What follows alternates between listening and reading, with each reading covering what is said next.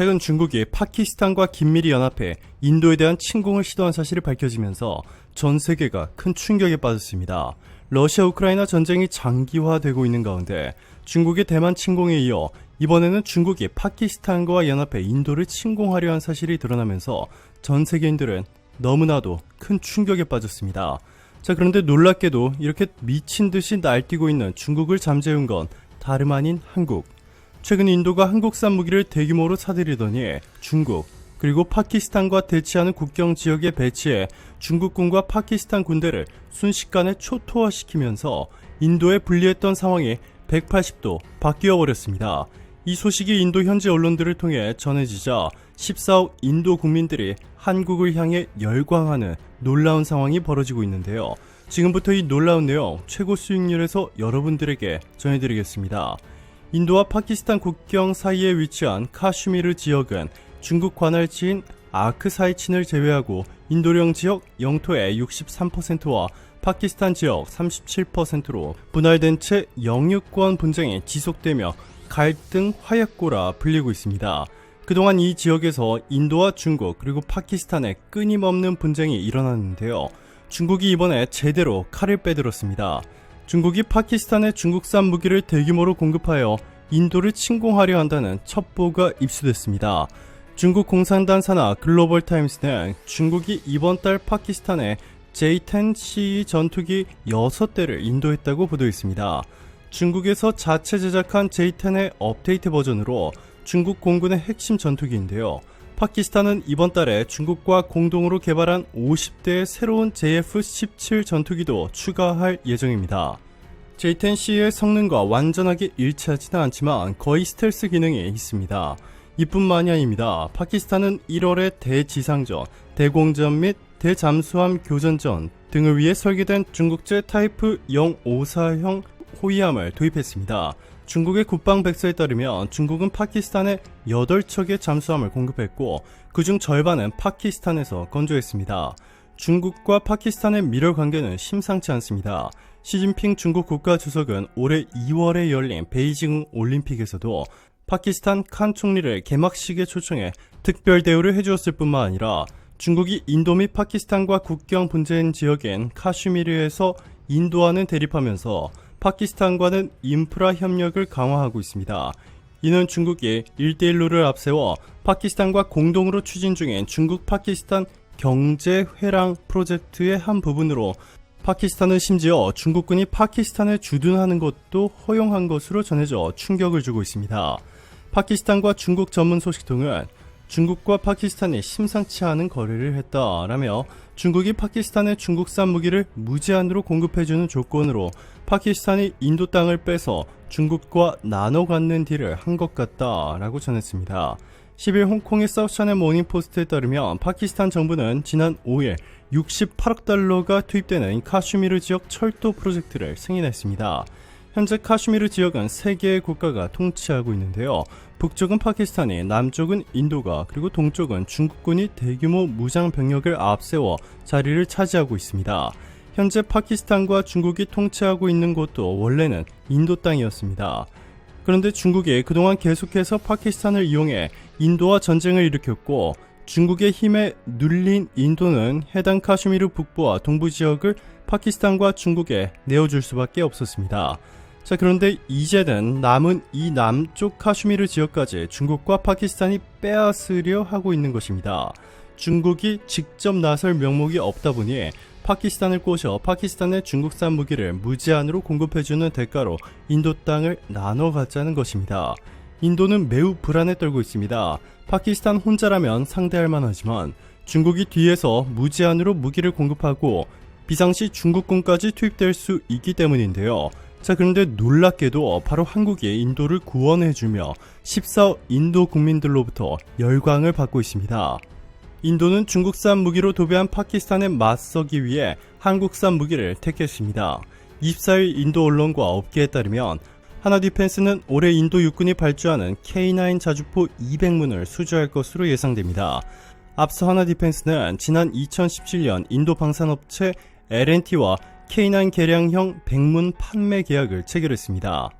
초기 인도분 10문은 한국에서 생산해 공급하고 나머지 90문은 L&T가 인도 현지 공장에서 생산하는 방식이었습니다.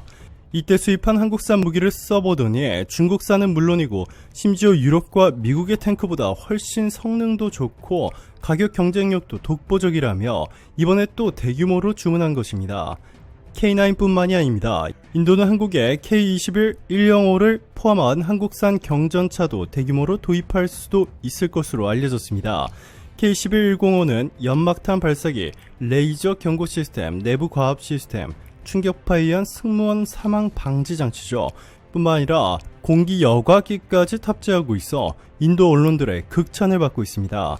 이뿐만이 아닙니다. 인도 언론들은 최근 UAE가 한국의 T-50과 KF-21 한국산 최첨단 헬리콥터 등을 사기 위해 난리가 났다. 인도도 한국으로부터 KF-21 전투기를 빠른 시일 내에 수백 대 도입해야 한다 라고 대대적으로 보도했습니다. 인도는 한국산 K9 등을 인도로 들여오자마자 파키스탄과의 국경 분쟁 지역 근처에서 훈련 사격을 수차례 강요했는데 한국산 무기의 화력을 지켜본 파키스탄은 발칵 뒤집혔습니다. 중국은 분명 파키스탄에 중국산 탱크가 한국산 탱크보다 훨씬 더 강력하고 가격도 저렴하다 라며 팔았는데 파키스탄이 최근 인도군이 한국산 K9 등의 시험 발사 장면을 목격하더니 한국산으로 무장한 인도군과 싸울 엄두가 안 난다 라며 중국에 강력히 항의한 것으로 알려졌습니다. 미국의 한 군사 전문 매체에 따르면 중국은 파키스탄에 중국산 전차 VT-4를 판매할 때 이를 게임 체인저라고 평가하며 중국산 전차 덕분에 파키스탄이 인도를 힘으로 찍어 누를 수 있다고 자화자찬했습니다. 자, 그런데 실제 파키스탄이 받은 중국산 전차는 중국 정부가 홍보한 성능에 한참 못 미쳤고 심지어 중국산 전차의 주포는 구소련이 사용하던 모델을 불법 복제한 것으로 구소련이 당시 사용하던 기술보다 못한 것으로 전해졌습니다. 반면 인도군이 대규모로 도입한 K9은 폴란드와 호주, UAE뿐만 아니라 최근 이집트까지 2조 원 규모로 수입하기로 하는데 세계에서 가장 강력한 성능을 입증했습니다. 더 놀라운 것은 영하 40도부터 영상 60도에서도 완벽하게 작동하는 세계에서 유일한 탱크로 극찬을 받고 있습니다.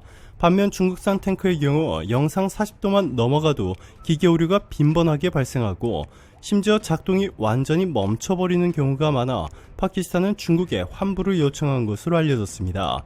중국산과 한국산 탱크가 맞붙은 것은 사실 이번이 처음이 아닙니다. 인도와 파키스탄 현지 매체들에 따르면 얼마 전 파키스탄과 인도의 포격전이 발생했습니다.